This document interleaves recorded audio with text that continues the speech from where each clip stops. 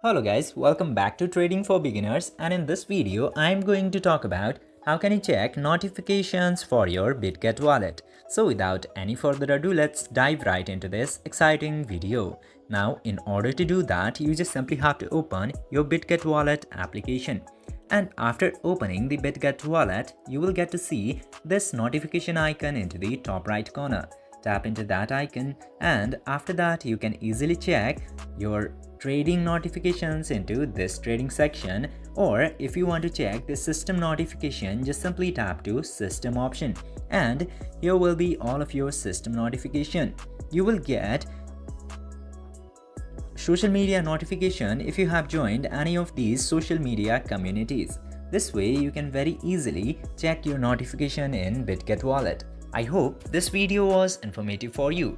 If yes, don't forget to like, share and subscribe to the channel to never miss another update. Thank you for watching this video.